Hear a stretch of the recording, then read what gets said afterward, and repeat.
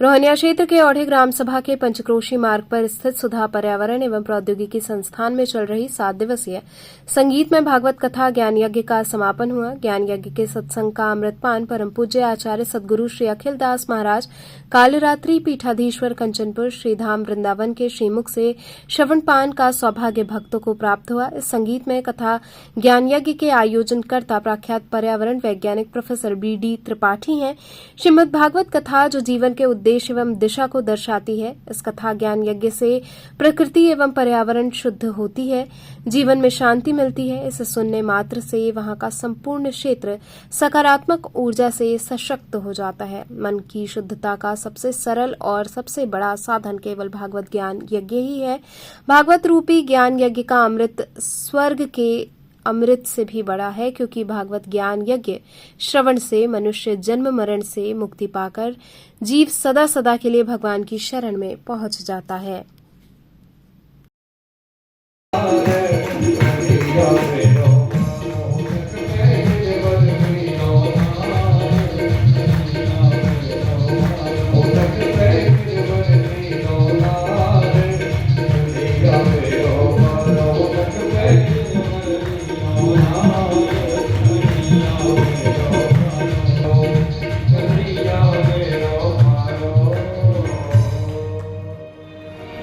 भक्तों की रक्षा करना स्वयं वेदता आहिता। भगवान का ये प्रण है कि मैं अपने भक्तों की रक्षा करूंगा। भगवान ने गोवर्धन उठा लिया, सभी द्वार वालों ने उठा लिया, लेकिन सब लोग कह रहे हैं कि देखो सब लोग आ जाए, लेकिन राधा ना नहीं पाई। राधा जी को बता दे देना यहाँ किस तरह कथा हो रहा है। देखिए, मैं पर्यावरण वैज्ञानिक हूँ और हमारा अपना मानना है कि ये जितना जीव जगत है यह प्रकृति की देन है। प्रकृति से ही हम आएंगे और अंत में हम प्रकृति में ही विलीन हो जाएंगे।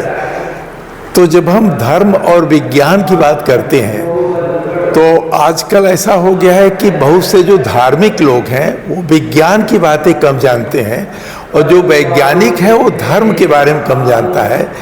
लेकिन मैं बचपन से ही धार्मिक परिवार में पैदा पला बढ़ा हूँ, तो मुझे ये पता है कि जो हमारा धर्म है वह 100% विज्ञान है।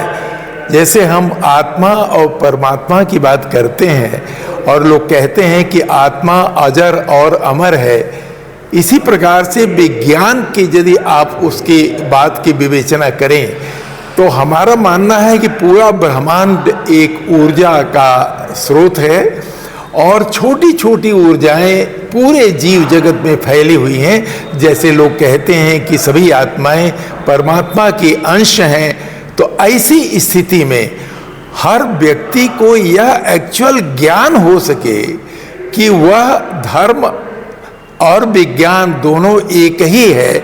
आत्मा और परमात्मा को ऊर्जा की तरह से हम समझ सकें, इसके लिए भागवत की कथा एक लौती कथा है हमारे धर्म में, जो पूरे जीव जगत को उसके असली रूप से परिचय कराती है, उसकी आत्मज्ञान देती है, लोगों को मोक्ष प्रदान करती है।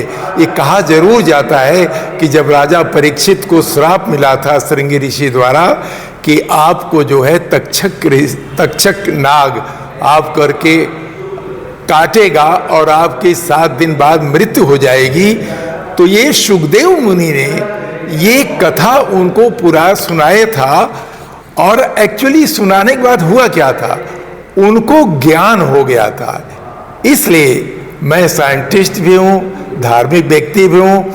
हमारे दिमाग में हमेशा ये बात था कि कैसे लोगों को मोक्ष मिले, कैसे लोग अपनी वास्तविकता को पहचाने, इसके लिए मैंने इस कथा का आयोजन किया है। और ये कथा एक बहुत ही कथा के मर्मज्ञ वृंदावन के श्री अखिल दास जी, जो कि पिछले 20 वर्षों से काशी हिंदू विश्वविद्यालय में भी वो कथा कहते रहे हैं, मैंने उनसे अनुरोध किया तो उन्होंने हमारा रिक्वेस्ट स्वीकार किया और 4 से 10 तक इस कथा का आयोजन हो रहा है और कल अंतिम कथा होगी।